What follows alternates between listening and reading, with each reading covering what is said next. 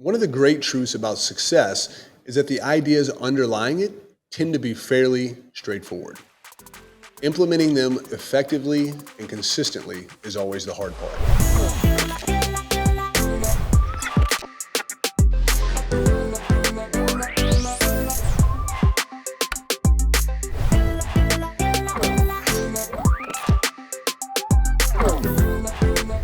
Today's episode of Guaranteed to Grow focuses on what I personally believe to be the most important startup activity, which is building and executing a winning go-to-market strategy. If you get this step right, the customers come pouring in with their credit cards in hand. But if you fail to execute properly, then your business is unlikely to survive over the next few years. So to prevent your product from ending up in the software graveyard, we'll be covering the critical components that are required in order to craft and execute a successful go-to-market strategy. You've worked so hard up until this point to validate your business idea and build your product, but the next activity is really where the rubber meets the road. So let's get started with the basics. What is a go-to-market strategy and when do you need one? Quite simply, your go-to-market strategy is going to be your roadmap for how you're going to reach your target market with your product or service. Essentially, your go-to-market strategy is a detailed action plan that is created to position your offering for market launch. So it's all about providing clarity and meaning to your product, and it focuses primarily on answering three foundational questions. What is your product or service being introduced? Who is it being introduced to? And what is the value that your ideal customers can expect to receive? If you can clearly articulate the answer to all three of those questions, and then select the right marketing channels to disseminate your message, then your go-to-market strategy has a very good chance of being successful. Anytime you're launching a new product in an existing market, or you're bringing an existing product to a new market, or you're testing a new product in a new market, you'll need to create a go-to-market strategy. So it's not an activity that you just complete one time. It's something that as you continue to grow and scale and look to pivot and attract target customers or new ICPs in tangential markets, you'll need to revisit this process. You'll need to reevaluate and redefine your ICPs, your messaging, your buyer personas, and you'll have to basically start over in this process from scratch. So let's start here with just deconstructing the questions that I just mentioned so that you really understand what is required. Now, the first question was, what is a product or service being introduced? And quite simply, the answer to your first question really lies within your brand strategy. Your brand strategy is the set of guidelines that help determine what your core values are for your company, and then what you want to achieve ultimately with your business. So a solid brand strategy will be built around differentiation, wherein you can use your company and its unique value proposition to create a competitive advantage and to ultimately satisfy your customer needs. If you haven't completed this crucial step, I encourage you to go back and listen to the episode where I do a deep dive on everything around branding. There's a lot of valuable information there, and more importantly, a lot of actionable steps that you can take to build out a brand that will stand out in a crowd. The second question that we're trying to answer is, who's it being introduced to? This would be your ideal customer profile. So hopefully you've done the deep work while you were validating your business idea, and you've already have those clearly defined ICPs and buyer personas. So who it is being introduced to refers solely to targeting, and in order to sell your product or service, you need to understand who will benefit from your product or service. So if you haven't defined your ICPs and buyer personas, then you're just not ready to launch. You need to go back and complete that crucial step first. So I've also got a great episode that lays out the framework that we use when defining ideal customer profiles.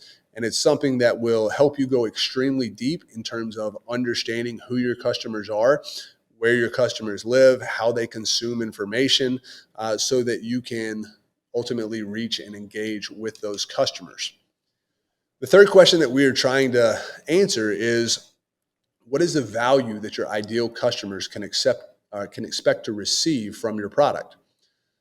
And this refers to the messaging and the marketing plan that will outline your sales strategy and encompass how you will take your product to market. How are you going to introduce your brand to the market, and how will you engage with your customers in the execution of your marketing plan? So, as you're going through and you're looking at the messaging, traditionally you want to create different messaging for each of your buyer personas. Depending on who your ICPs are and where those buyer personas live organizationally within the companies that you're targeting, you may need to have different marketing channels as well for that messaging to be distributed. But overall, now that you have that foundational understanding of what a go-to-market strategy is, and then what we're trying to achieve in answering those three questions, we can begin to look at the 9-step framework that we use when creating winning strategies, both for our businesses, our products, as well as our client products. And it all begins with the first step of actually identifying the problem. So every great product has to solve a problem. You've probably heard me say this a million times, but if your product doesn't solve a problem, you have a problem.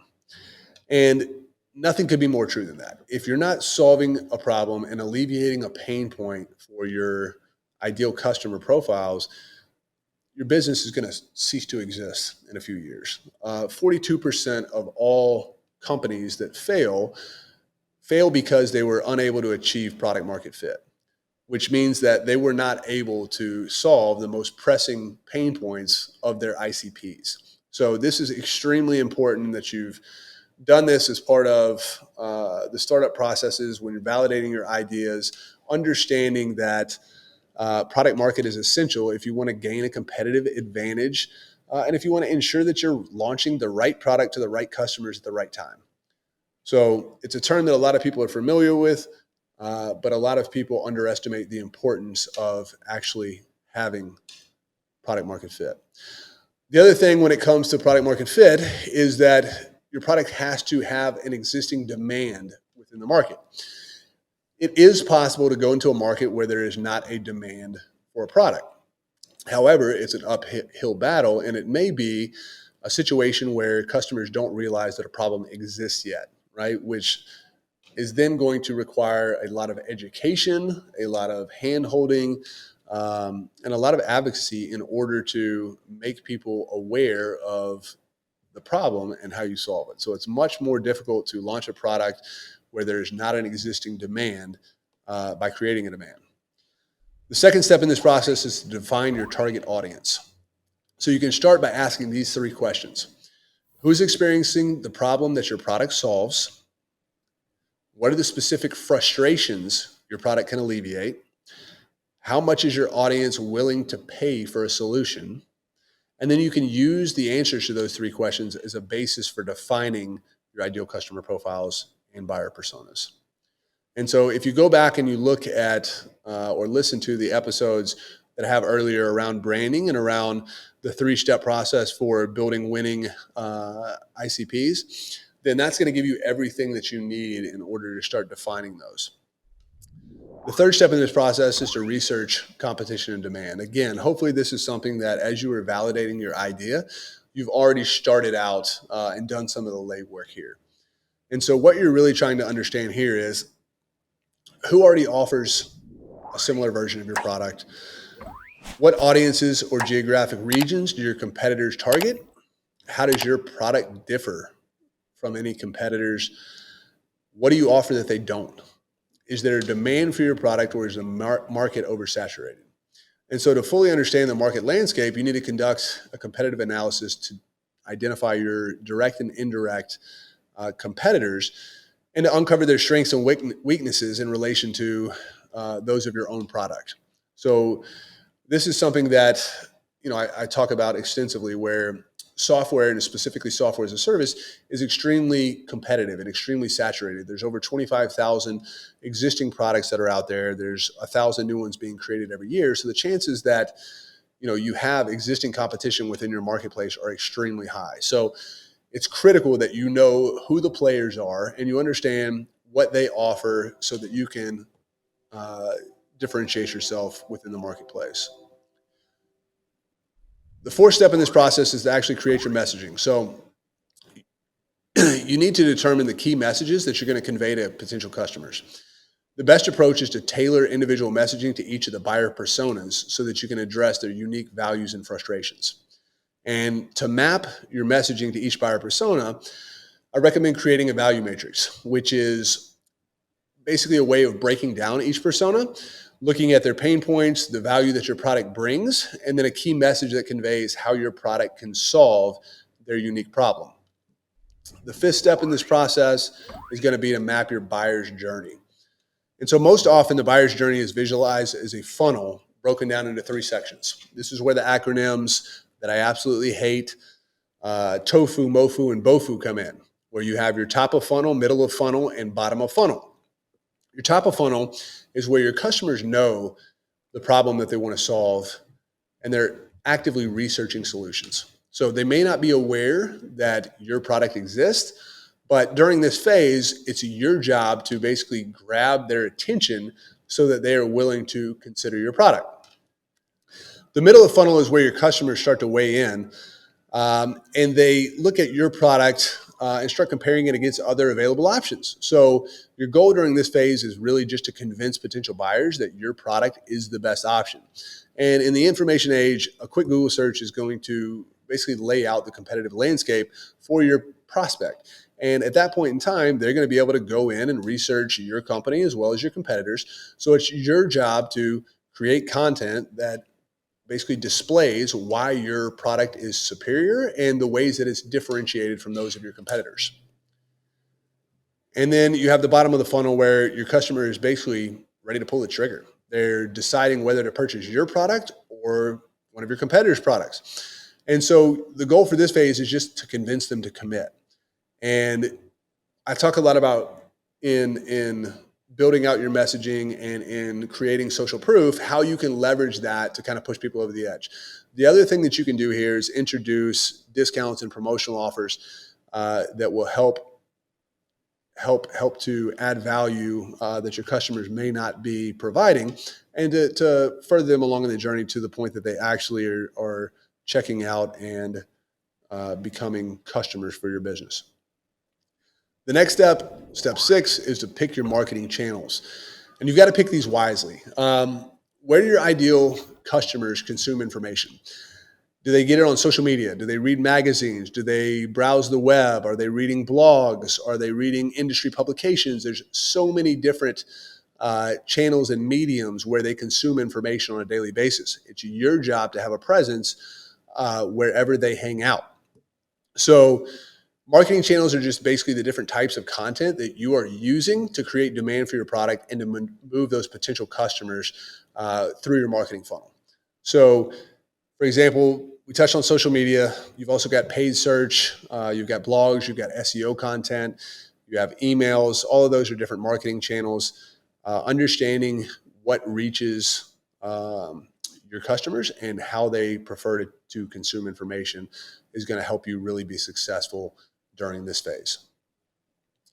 The marketing channels that you ultimately choose should be decided by two things: who's your target audience, and then where your potential customers are along in their buyer journey. So how aware are they? Are they problem aware? Are they solution aware? Are they product aware? Are they pricing aware? Are they ready to convert? And then creating the content for each different stage in that funnel. I've got another great episode coming up here next week that talks about how to build an authority engine using social proof. And that does a great job of laying out a framework and a roadmap that you can implement in your business to create those different types of content that are needed for each of the different stages of your sales funnel. The 7th step here is to create your sales plan. And the entire goal of your go-to-market strategy is to sell your product. So you'll need to develop a sales and conversion strategy. Will your customers buy through self-service? Will the sales rep demo the product and then close the deals? Will you have strategic partners that are selling on your behalf? Where is your deal flow coming from? And what does that look like? How can you capture those leads? How can you drive those conversions? Some of you may be saying, a lot of products that I see when they execute a go-to-market strategy, they don't actually monetize their product.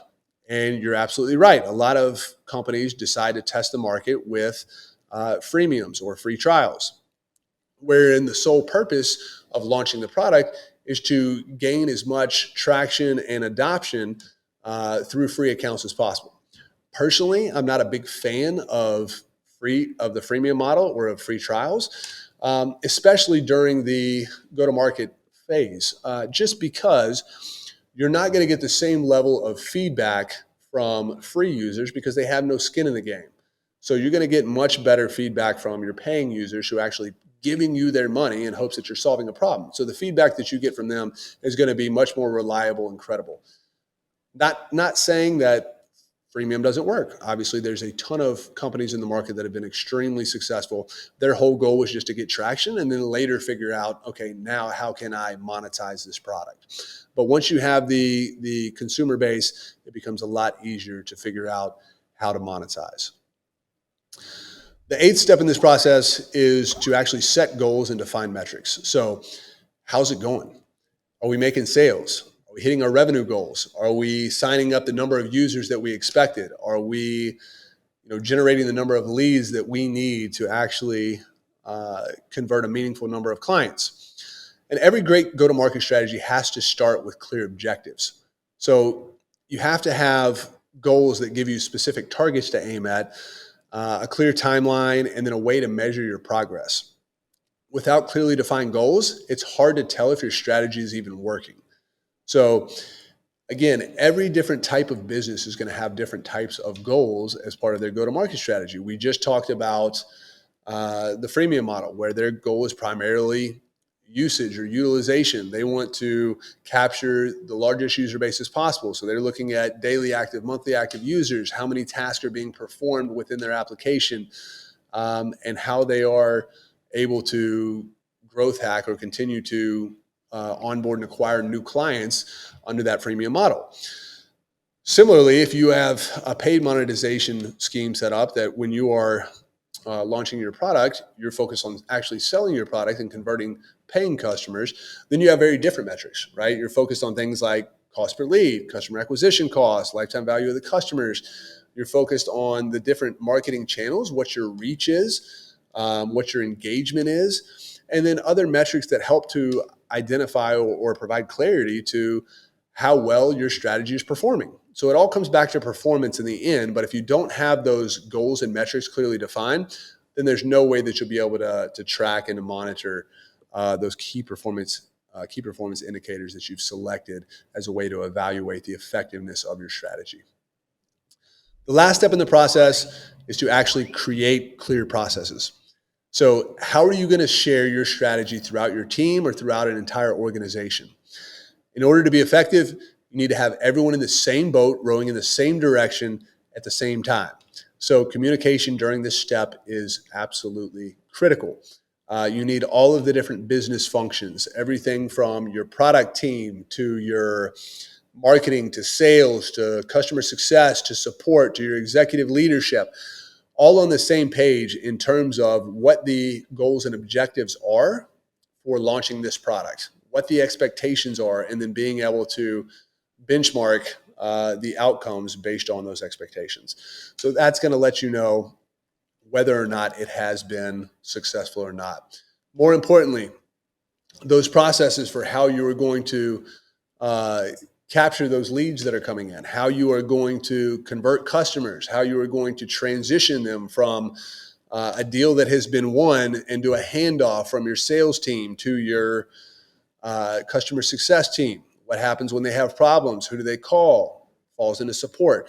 So understanding the entire kind of end-to-end process of what a user may experience while engaging with your brand is extremely paramount at this point in the process. And having those clearly defined processes are going to ultimately make or break your go-to-market strategy and eventually your company. So it's important to get it right the first time and to take time to actually define processes. Again, this is for an initial launch. So going forward, you're going to continuously refine this as you continue to grow and mature as a company. That's all I have for today. I just wanted to walk you through this 9-step framework that we covered, introduce you to what a go-to-market strategy is and when to create one.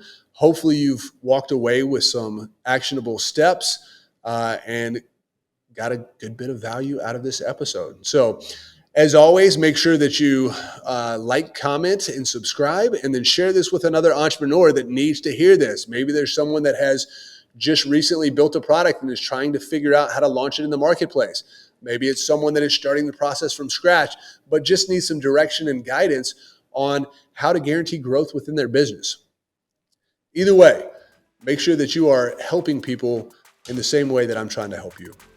Till next time, I'm your host, Patrick Parker. I'll catch you next week.